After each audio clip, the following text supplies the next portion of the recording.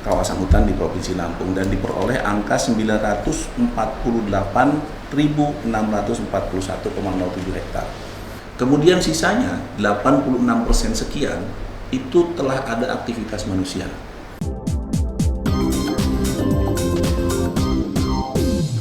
Assalamualaikum warahmatullahi wabarakatuh. Selamat sore, saya Donald Haris Sihotang. Selama 45 menit ke depan kita akan ngobrol-ngobrol tentang kehutanan di Provinsi Lampung. Bersama saya sudah hadir Kadis Kehutanan Provinsi Lampung, Bapak Insinyur Yayan Rukiansah MSI. Ya. Apa kabar Pak Yayan? Alhamdulillah sehat. Biasa dipanggil Kang Yayan ya? Kang Yayan. Baik, terima kasih Kang Yayan. Nah, hari ini Kang Yayan sesuai tema kita akan ngobrol-ngobrol tentang kehutanan di Provinsi Lampung.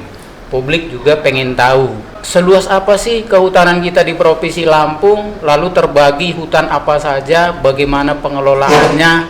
Mungkin kita bisa mulai dulu Kang Yayan menceritakan bagaimana situasi kehutanan kita di Provinsi Lampung, mulai dari luasannya dan juga kehutanan itu terbagi kehutanan apa saja. Silakan Pak. Siap, baik, makasih Kang Doni ya.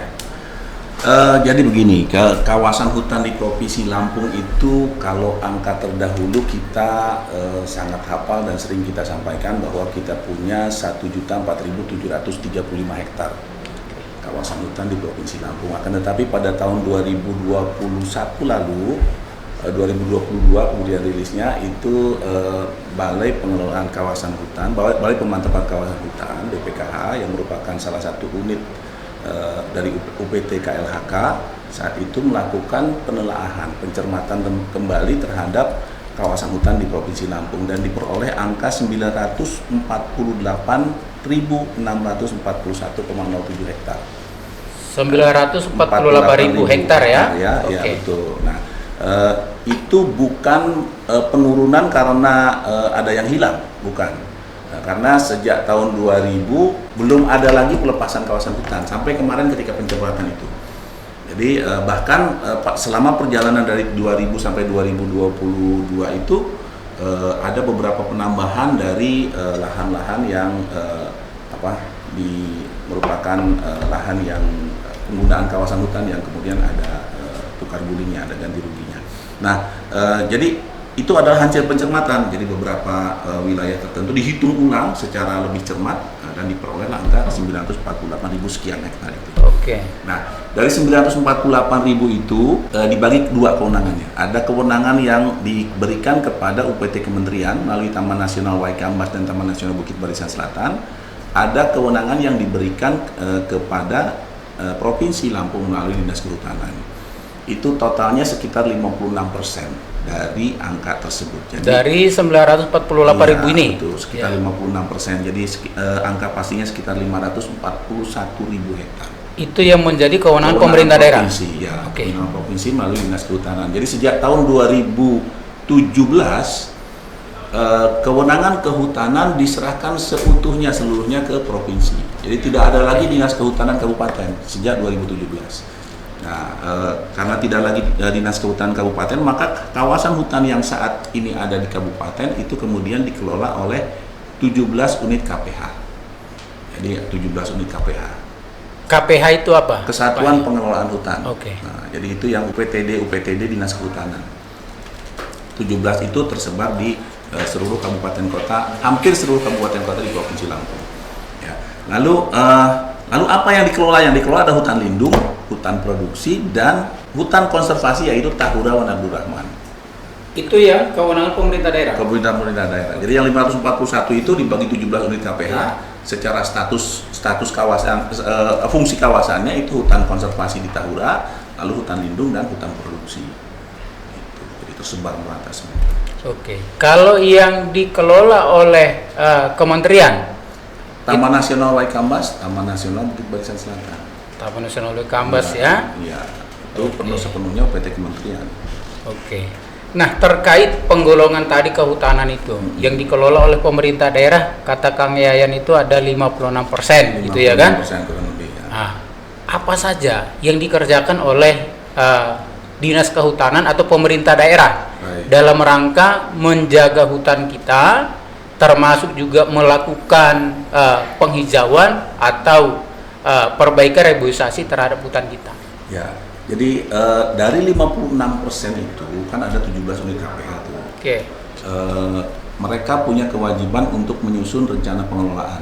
Jadi semua unit-unit KPH itu harus membuat rencana pengelolaan yang diawali dengan penyusunan tata hutan.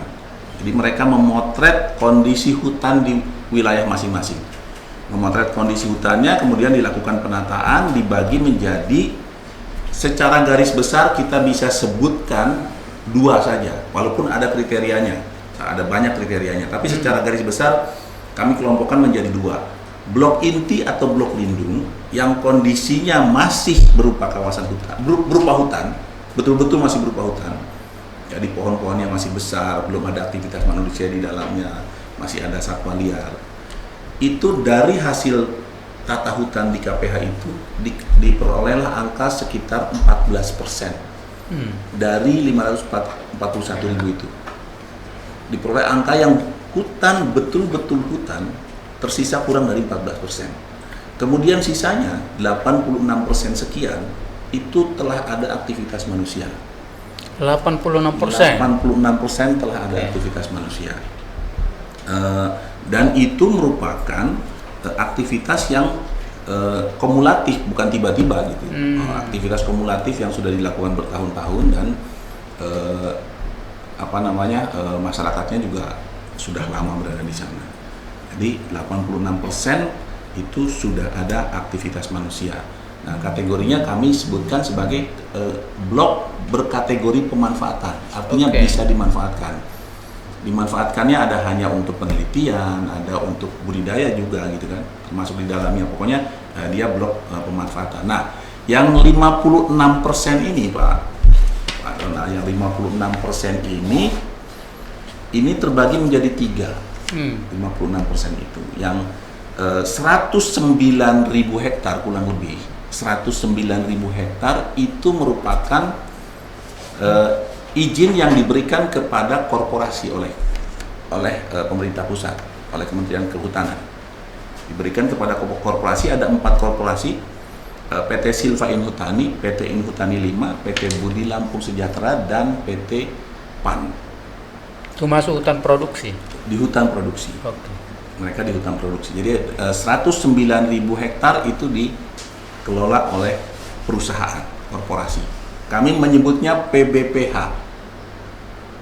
Perizinan berusaha pemanfaatan hutan, PBPH. Nah, lalu ada satu lagi angkanya 207.531 hektar itu telah diberikan persetujuan perhutanan sosial kepada 408 unit.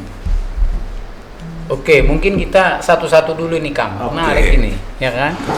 Jadi saya tangkap tadi dari Kang Yayan itu sekitar hutan produksi 109.000,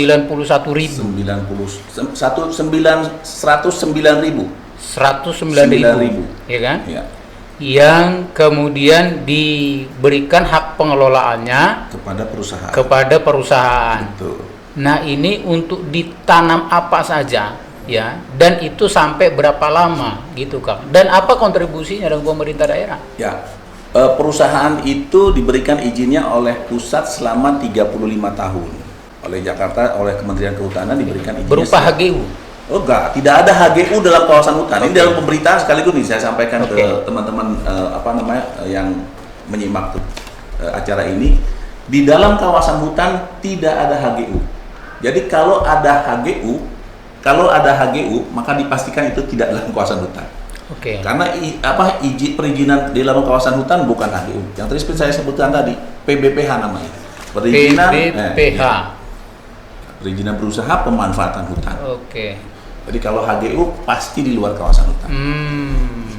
Jadi dan itu usahanya, untuk menjalankan usahanya mereka diwajibkan untuk menyusun rencana kerja usaha RKU yang 20 tahunan, kemudian setiap tahun mereka harus menyusun rencana kerja tahunan.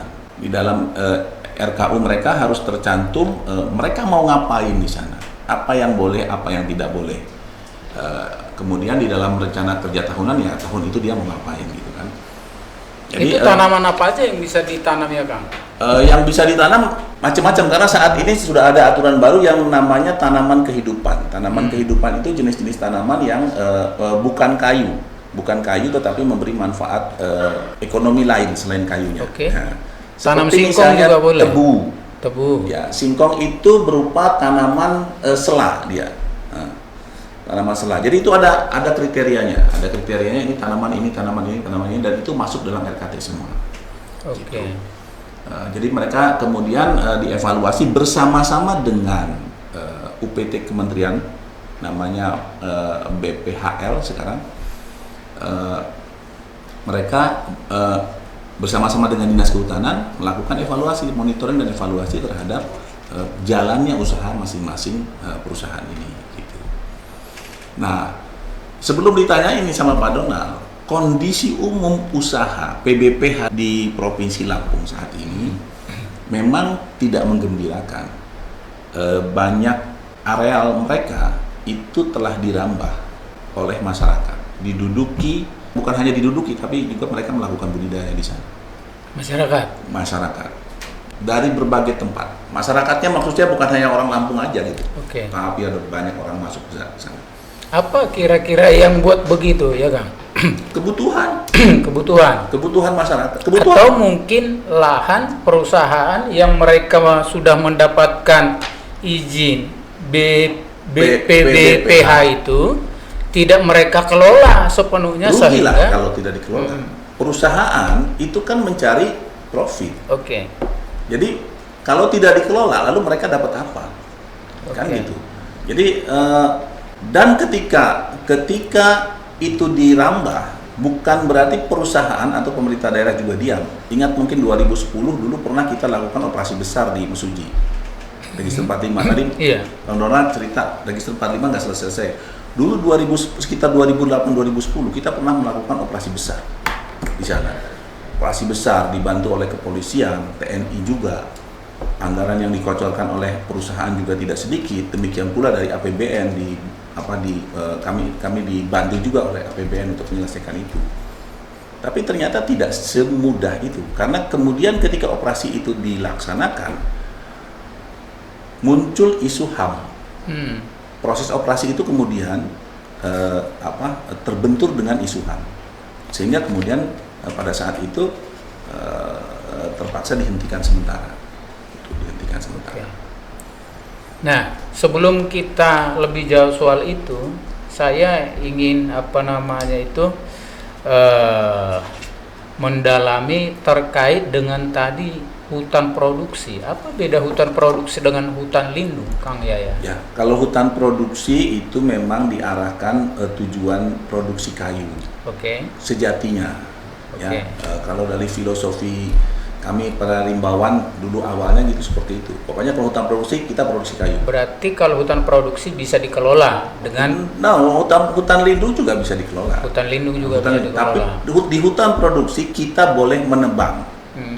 Di hutan produksi kita boleh menebang, memproduksi kayu. Oke. Jadi kalau kita mau tanam sengon, kita mau berencana panen sengon, kita tanam sengon di sana 5-10 tahun kemudian kita tebang, ambil boleh.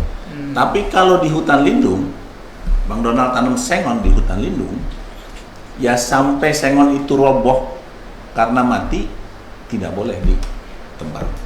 Kalau di hutan lindung. Lindung, karena hutan lindung fungsinya adalah untuk mengatur tata air. Oke. Gitu. Nah, ini Kang, berdasarkan data yang kita terima. Jadi kawasan hutan lindung di Lampung ini kan ada terbagi sekitar 12 hutan register. Nah, kemudian hampir semua kawasan hutan itu sekarang register itu sebagian sudah dikelola perusahaan menjadi hutan produksi, bahkan sebagian lagi diduduki dan dikelola oleh warga. Ya, itu yang tadi saya sampaikan. 86% sudah ada aktivitas manusia. Jadi kalau itu disebutkan, berarti aktivitas dia tidak hanya beraktivitas di situ, juga tinggal di situ gitu ya. Jadi yang tadi saya sebutkan 86%. Kalau Bapak bilang 12 register itu sebetulnya kurang banyak. Oke. Karena Lebih banyak lagi justru ya. lebih banyak lagi karena 86%, Pak. Ini Iya. hanya 14% yang Berapa hutan register kita di Lampung? Kang Yayan? tadi 541 itu. 541 itu. 141.000 itu. terbagi dalam berapa register? Registernya berapa register ya? Totalnya 56 apa ya? 56 atau 52 gitu. Oke. Registernya itu. Jadi hampir semua itu 86% tadi di Iya, tersebar. Oke. Dan ini Pak Donald,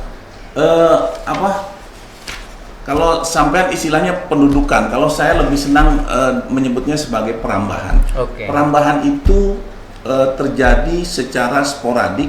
Kalau istilah kami tersebar seperti beras tumpah. Jadi artinya kecil-kecil jadi menyebar gitu, kecil-kecil di mana-mana ada, di situ ada, di sana ada, menyebar kecil-kecil gitu, seperti beras tumpah gitu. Jadi kondisinya begitu dan itu terjadi bertahun-tahun dari yang paling ramai pada saat itu ketika masa reformasi. Ketika masa reformasi itu orang masuk ke dalam kawasan. Walaupun ketika setelah reformasi ke sini ada beberapa kegiatan penurunan perambah sama rimbuan riwa senior dulu, penurunan perambah gitu. Tapi tadi karena memang kebutuhan masalah ekonomi ya. masalah ekonomi, kemudian mereka kembali naik secara diam-diam. Jadi ada dua sisi yang kontradiktif. Satu sisi masyarakat membutuhkan lahan, di sisi lain yang menjadi kelemahan pemerintah adalah terbatasnya sumber daya manusia, sehingga luas hutan yang 541.000 itu tidak bisa dikelilingi setiap hari oleh teman-teman Polhut, teman-teman petugas lapangan. Tidak bisa dikelilingi setiap hari sehingga kucing-kucingan mainnya. Polhutnya lari ke sini, yang dibuka sebelah sini. Polhutnya lari ke sini, yang dibuka sebelah sini. Akhirnya ya seperti itu. Makanya jadi seperti beras tumpah.